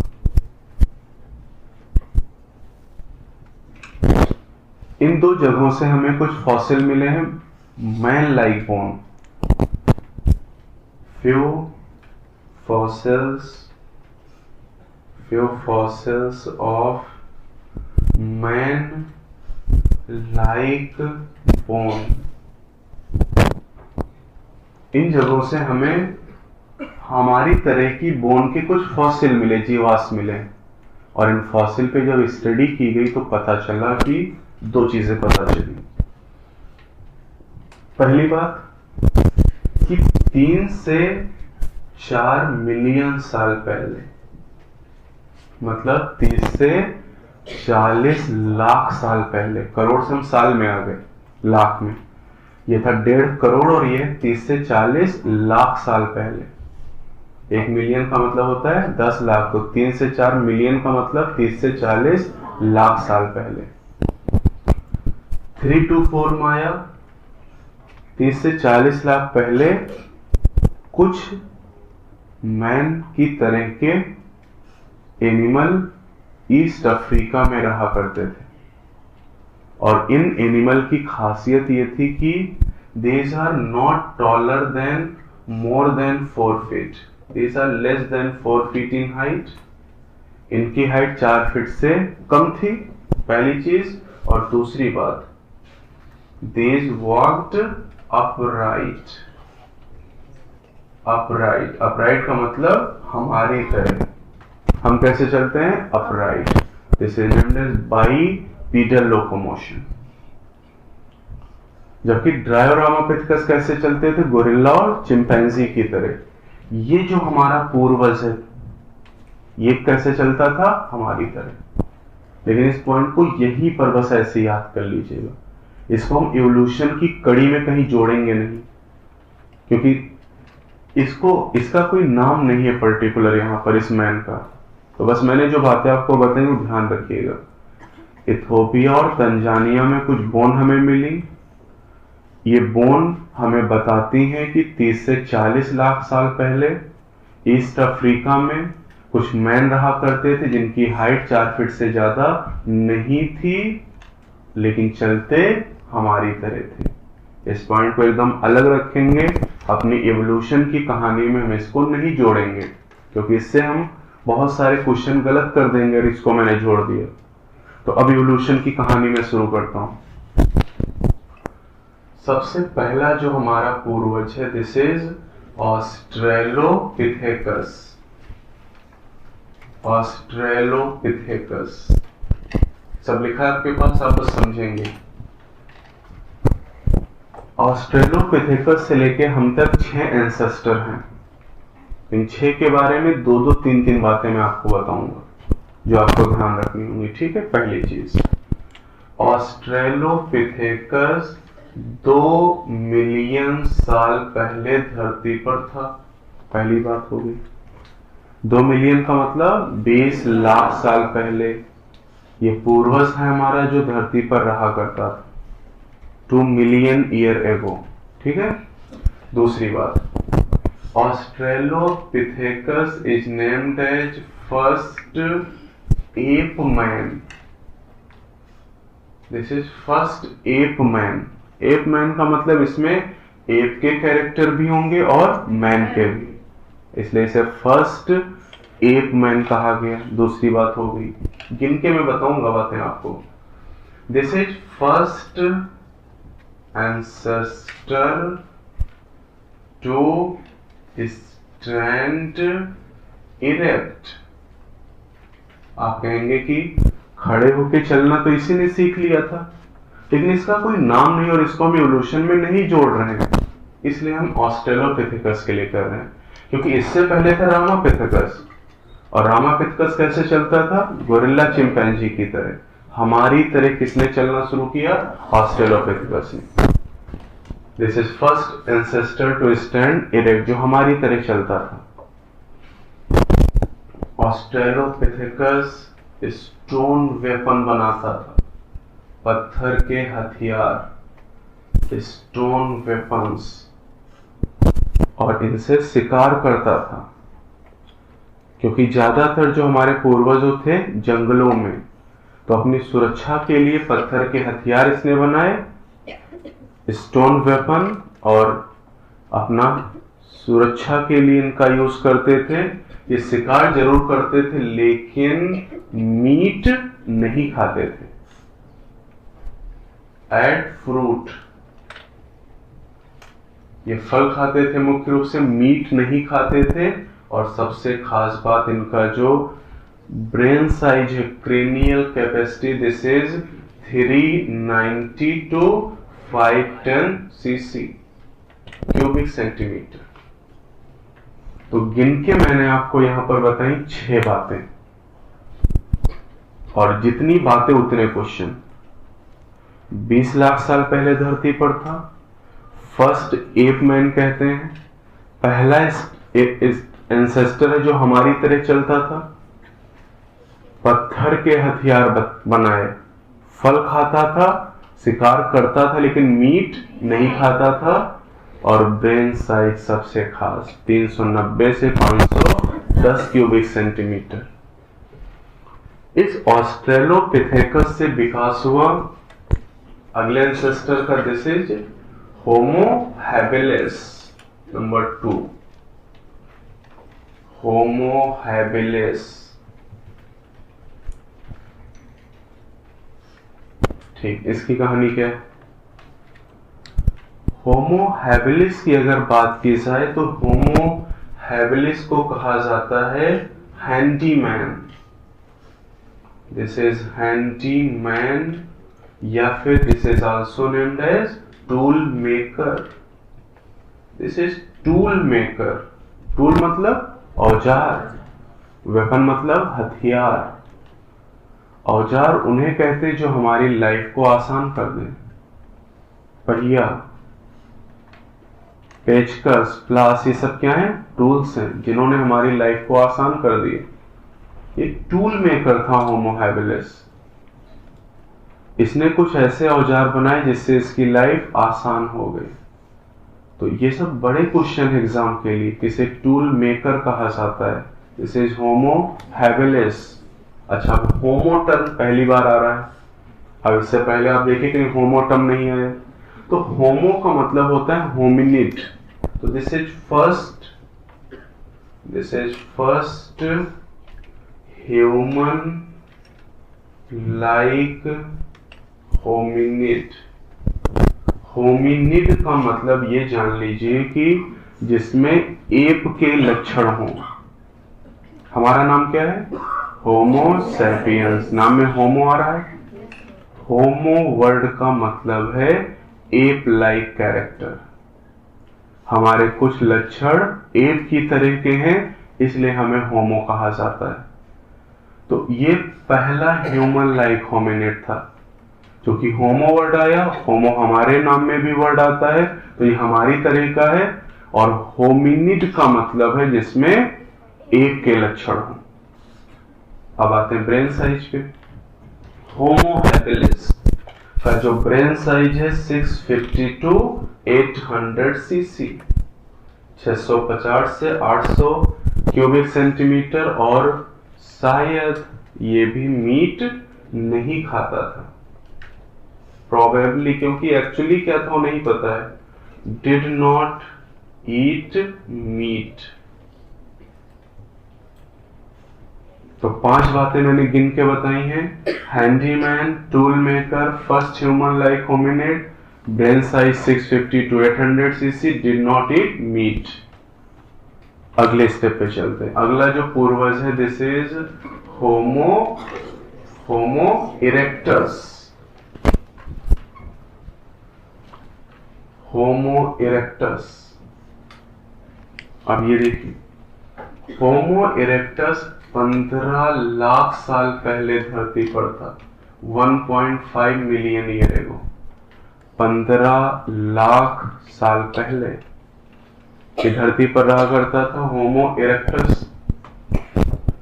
होमो इरेक्टस की अगर बात की जाए तो इसके जो फॉसिल हैं वो हमें मिले हैं जावा से और चाइना से। जावा और चाइना से इसके फॉसिल मिले, इसलिए इसे कहा जाता है Java ape man. Homo erectus is also named as Java ape man. Australopithecus is first ape man. Homo erectus is Java ape man. ज्यादा पॉइंट नहीं मैं बता रहा हूं, लेकिन जितने बता रहा हूं वो हर एक एक पॉइंट एक एक क्वेश्चन है। This is Java ape man. ये वो हमारा पूर्वज है जिसने आग जलाना सीखा था। बचपन में आपने भी किया होगा, पत्थर से पत्थर को रगड़ते थे और चिंगारी निकलती थी। इसी तरह से आदिमानव ने आग को जलाई थी और ये था homo erectus, first use fire. First use fire. इसने पहली बार आग जलाई और शायद यहीं से कार्निवोरस हैबिट की शुरुआत हुई। होमो इरेक्टस हमारा पहला पूर्वज था जो मीट खाना शुरू किया। Eight meet. इसने मीट खाना शुरू किया और जो ब्रेन साइज है दिस इज 900 सीसी। आप देख रहे हैं जैसे जैसे हम इवोल्यूशन में आगे की तरफ बढ़ रहे हैं क्रेनियल कैपेसिटी बढ़ रही है, लगातार ब्रेन का साइज बढ़ता जा रहा है।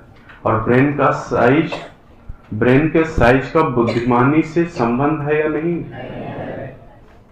है या नहीं? है, बिल्कुल। जैसे जैसे क्रेनियल कैपेसिटी बढ़ती है वैसे वैसे इंटेलिजेंसी भी बढ़ती है। और आप जानते हैं कि हमारा ब्रेन साइज 1450 सीसी। सबका एक जैसा? तो सबका दिमाग एक जैसा? बिल्कुल, सबका ब्रेन एक जैसा है। तो फिर सब एक जैसे क्यों नहीं है? कोई कहता है कि मुझे याद ही नहीं होता है, कोई कहता मैं भूल जाता हूं। तो ब्रेन तो सबका एक ही जैसा है ना, और सबकी क्षमता भी एक जैसी। बात है एफर्ट की। आपकी जो क्रेनियल कैपेसिटी वो तो एक ही जैसी है। अगर आप ये कहते हैं कि आपका दिमाग कम है तो आप बेवकूफ हैं, सबसे बड़े इस दुनिया के। क्या बायो पढ़ रहे हैं और आप ये कह रहे हैं कि आपके पास दिमाग कम है, आपका दिमाग काम नहीं करता है, तो आप सबसे बड़े गधे हैं। इसका मतलब ये हुआ, क्योंकि अगर आप मनुष्य हैं, ये आप सोच लीजिए कि अगर आप मनुष्य हैं तो सबको नेचर ने बराबर दिया है दिमाग, 1450 सीसी। एक मेमोरी कार्ड है। अब जितने गाने से भरोगे उतना ही बजेगा ये, है ना। अब ये डिपेंड करता है कि कितनी चीजें आपने फीड की हैं इसमें। अब एक मेमोरी कार्ड खाली लेके घूम रहे हो, करो गाना बज नहीं रहा है, कैसे बजेगा? फिर मेमोरी कार्ड तुम्हारे पास भी 64 GB का है, इसमें तो बड़े बढ़िया गाने हैं, और मेरे पास देखो 64 GB का है और ये तो काम ही नहीं करता है। अबे काम कैसे करेगा? गाने डालने पड़ेंगे ना इसमें पहले, तब तो काम करेगा ना। तो मतलब पढ़ना पड़ेगा उसके लिए। चीजें सबको भूलती हैं, तो ये कोई एक्सक्यूज नहीं कि आप ही को भूलता है। आप क्या चाहते हैं? आप चाहते हैं कि आपको क्लास में पढ़ाया जाए और सब आपको याद हो जाए। आप इतने बड़े बेवकूफ हैं कि आप दोबारा पढ़ते नहीं है इस चीज को, और आप कहते हैं आके कि सर ये भूल जाता है। अब अगर ऐसे याद होता तो फिर कितना अच्छा होता कि बस एक क्लास हम लेते और सबको हर चीज याद हो जाती। एफर्ट करना पड़ेगा इसके लिए, कोशिश करनी पड़ेगी। तो सबकी क्षमता एक जैसी है, लेकिन हम क्षमता का उपयोग कितना करते हैं। सबका ब्रेन साइज एक जैसा है, लेकिन तो दुनिया में कुछ लोग सफल हैं और कुछ लोग सफल नहीं है। यह डिपेंड करता है कि आप एफर्ट कितना करते हैं। कैपेबिलिटीज, संभावनाएं सबके लिए एक जैसी, सभी के लिए एक जैसी संभावना है, सभी एक जैसा काम कर सकते हैं, लेकिन अब किसी को नींद अच्छी लगती है, किसी को पढ़ना अच्छा लगता है। तो एफर्ट की बात है ना कि कौन कितना एफर्ट करता है वो इतना ही सफल होगा। तो आज के बाद ये कभी मत कहिएगा किसी से कि आपके पास दिमाग कम है, क्योंकि तब आप इंसान बचेंगे नहीं, तब आप गधे बन जाएंगे। अगर आप इंसान हैं होमो सैपियंस, तो ये निश्चित है कि आपका मेमोरी कार्ड और मेरा मेमोरी कार्ड एकदम बराबर, 1450 GB, ठीक है, 1450 सीसी का, जिसको आप जीबी मान लीजिए। अब ये डिपेंड करता है कि इसमें कितनी चीजें भर दी गई। जितनी चीजें भरेंगे उतना ही आउटपुट निकलेगा। तो मुझे चीजें क्यों याद है? क्योंकि मैंने बहुत बार चीजें पढ़ी। आप भी पढ़ेंगे इसको 2, 4, 10 बार तो आपको भी चीजें आने लगेंगी। मैंने कहा 1-2 बार में कुछ नहीं होने वाला, जब तक चीजों को आप 10 बार नहीं पढ़ोगे। और आप दोबारा ही नहीं पढ़ते तो कैसे चीजें आपको आएंगी? ये आपको समझना पड़ेगा। जो आप पढ़ते हैं इसी से बहुत चीजें समझने को हमें मिलती हैं। अगले लेवल पे चलते हैं, number 4। This is Neanderthal man. Neanderthal man, Neanderthal man का जो साइंटिफिक नेम ये भी मैं लिखता हूं, दिस इज होमो सैपियंस। ये मैं इसलिए लिख रहा हूं क्योंकि अभी मैं क्वेश्चन आपसे पूछूंगा जो मैंने प्लान में बताया था। Neanderthalensis, homo sapiens neanderthalensis. This is genus, this is species and this is subspecies. Neanderthal man 1,00,000 से 40,000 साल पहले इस धरती पर रहा करता। मतलब लाख से हम हजार में पहुंच गए। ये हमारा वो पूर्वज है जो इस धरती पर पिछले 1,00,000 साल से 40,000 साल तक धरती पर रहा। और इस मैन के अंदर कुछ बहुत खास बातें हुई। निएंडरथल मैन में स्पीच सेंटर डेवलप हुई। स्पीच सेंटर कहां पे है? ब्रेन में। नाम जानते हैं? Broca's area, Wernicke's area. आपके जो लिप का मूवमेंट है, आपके जो टंग का मूवमेंट है, इसे यही एरिया कंट्रोल करते हैं, नियंत्रित करते हैं। तो अगर कोई पर्सन सही तरीके से बोल नहीं पाता है तो मतलब कहां पे डिफेक्ट है? ब्रोकास एरिया में। अगर आपने कभी बायोब्राविया उठा के देखा होगा पार्ट 1, तो उसमें ये दिए गए हैं हाईलाइट करके, ब्रोकास एरिया जो आपकी स्पीच को नियंत्रित करते हैं।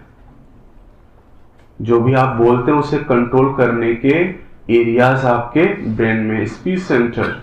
और ये पहली बार निएंडरथल में विकसित हुई। स्पीच सेंटर होने की वजह से अब इसने कम्युनिकेशन शुरू कर दिया। कम्युनिकेशन आसान हो गए।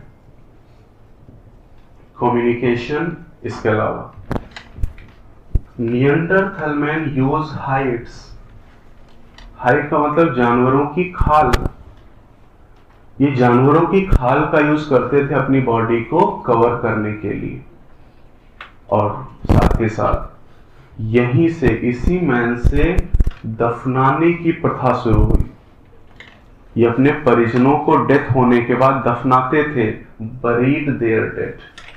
बरीड का मतलब दफनाना, बरीड देयर डेड। तो निएंडरथल मैन से दफनाने का जो रिवाज है ये शुरू हुआ। ये सब खूब क्वेश्चन पूछे आते एग्जाम में। और ब्रेन साइज, निएंडरथल मैन का जो ब्रेन साइज है 1400 सीसी, लगभग हमारे बराबर, लगभग हमारे बराबर। ये खूब पूछा जाता है कि हमारे किस पूर्वज का ब्रेन साइज लगभग हमारे बराबर है? निएंडरथल का। और एक बात और जान लीजिए, और अगर आप जानते तो बताइए कि हमारे ज्यादातर पूर्वजों का विकास कहां हुआ है? अफ्रीका में। लेकिन निएंडरथल का विकास एशिया में। ये खास बात है। तो इसका विकास हुआ east and central Asia. East and central Asia. आप जानते हैं इंडिया किसका पार्ट है? एशिया का। तो निएंडरथल मैन का विकास एशिया में हुआ, ये बहुत ही खास बात है, क्योंकि क्रेडल ऑफ स्पीशीएशन इज अफ्रीका। ज्यादातर जो विकास हुआ है, ज्यादातर जो फॉसिल मिले वो कहां से मिले हैं? अफ्रीका से। Number 5, this is Cro-Magnon man. Cro-Magnon man, इसका नाम है Homo sapiens फॉसिलिस। Homo sapiens फॉसिलिस, Cro-Magnon. अब क्रो-मैग्नन इसका नाम क्यों, ये जानिए पहले। मैकग्रीगर नाम के साइंटिस्ट ने क्रो-मैग्नन रॉक ऑफ फ्रांस की क्रो-मैग्नन रॉक से इस फॉसिल को डिस्कवर किया था, इसलिए चट्टान के नाम पे नाम रख दिया गया क्रो-मैग्नन मैन। तो Cro-Magnon is the name of the rock from where this fossil was discovered. तो मैकग्रीगर नाम के साइंटिस्ट ने क्रो-मैग्नन रॉक से फ्रांस में इस फॉसिल को ऑब्टेन किया था, इसलिए इसका नाम क्रो-मैग्नन मैन रखा गया। क्या खास बात है इसकी?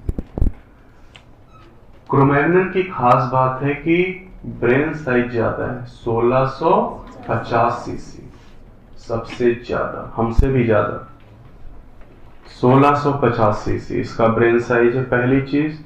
दूसरी बात, 18,000 साल पहले क्रो-मैग्नन के द्वारा गुफाओं में चित्रकारी की गई। क्यों? पेंटिंग्स। क्योंकि हमारा इतिहास 10,000 साल पहले का है, 18,000 साल पहले क्रो-मैग्नन मैन था धरती पर, इसने गुफाओं में चित्रकारी की है। और अभी एनसीईआरटी ने फिलहाल एक चेंज किया, यहां पर इस गुफा का नाम भी इंक्लूड किया गया है। अगर नाम जानते हैं रॉक का तो आप बता सकते हैं, दिस इज भीमबेटका। यह भी एनसीईआरटी ने जोड़ा है, Bhimbetka rock shelter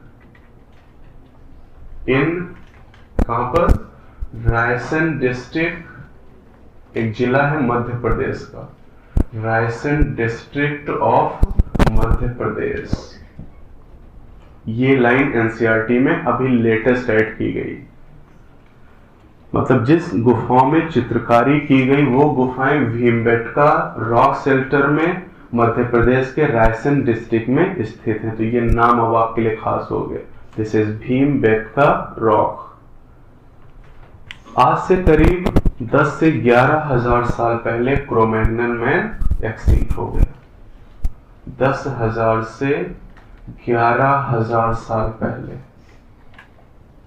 Cro-Magnon man extinct हो गया और हमारा विकास हुआ। अब एवोल्यूशन में सबसे लास्ट में हम आ रहे हैं, this is homo sapiens homo sapiens genus, species, subspecies, and we are the modern man. हम आधुनिक मानव हैं। अब हमारा इतिहास देखिए, हमारा इतिहास शुरू हुआ आइस एज से। बर्फ का एक युग था। आइस एज आपको याद करना है, कहां से कहां तक? 75,000 ईयर्स टू 10,000 ईयर्स। आज से 75,000 साल पहले से 10,000 साल पहले तक आइस एज रहा और इसी आइस एज में हमारा विकास हुआ होगा। हमारा जो ब्रेन साइज है यह है 1450 सीसी, 1450 सीसी, और ये ब्रेन साइज किसके बराबर है? निएंडरथल मैन के। हमारा ब्रेन साइज लगभग निएंडरथल मैन के बराबर है और होमो सैपियंस जो मॉडर्न मैन है इसने एग्रीकल्चर की शुरुआत की, खेती की, और एग्रीकल्चर की शुरुआत हुई आज से करीब 10,000 साल पहले। खेती की शुरुआत आज से 10,000 साल पहले हुई। खेती करने से पहले जो हमारा जीवन था वो घुमक्कड़ी जीवन था, जंगल में घूमते रहते थे, फल खाया काम खत्म। जब खेती करनी शुरू की तो खेत की सुरक्षा करने के लिए सेटलमेंट शुरू हुआ, मनुष्य ने कॉलोनी बनाई और एक जगह पर रहना शुरू किया।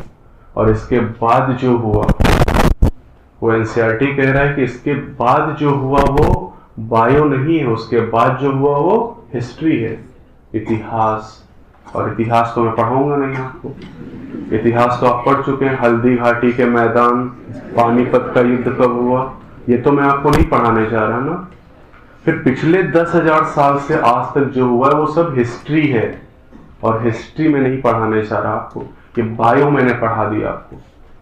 पिछले 20,000 करोड़ साल से लेके आज तक जितनी भी चीजें पॉसिबल थी वो सब आपको बता दी गई। 1.5 करोड़ साल पहले रामापिथेकस से लेके मॉडर्न मैन तक की पूरी कहानी आपको बता दी गई। तो अब रामापिथेकस से लेके मॉडर्न मैन तक का जो पूरा सीक्वेंस है, दिस इज कॉल्ड फाइलोजेनी। क्योंकि मैं बता चुका, फाइलोजेनी इज एवोल्यूशनरी हिस्ट्री, और फाइलोजेनी सभी को टिप पे याद होनी चाहिए। तो सभी लोग बोलेंगे, रामापिथेकस से शुरू कर रहा हूं मैं, ठीक है। Ramapithecus, then australopithecus, then homo habilis, then homo erectus, then Neanderthal man, then Cro Magnon man, then modern man. अब 2 क्वेश्चन आपके लिए। पहला, direct ancestor of Homo sapiens, this is Homo erectus, क्योंकि Homo sapiens मैंने कहा है, तो पहला Homo sapiens निएंडरथल, और इस Homo sapiens का डायरेक्ट एंसेस्टर Homo erectus है। ये पहला क्वेश्चन। दूसरा, direct ancestor of modern man Cro-Magnon. मैंने कहा था डायरेक्ट एंसेस्टर में एक स्टेप पीछे जाओगे आप। तो निएंडरथल, क्रो-मैग्नन और मॉडर्न तीनों होमो सैपियंस हैं, और पहला होमो सैपियंस निएंडरथल था, तो इसका डायरेक्ट एंसेस्टर होमो इरेक्टस है। ये रट के नहीं हो पाएंगे, ये कॉन्सेप्ट से होंगे और क्वेश्चन करने से।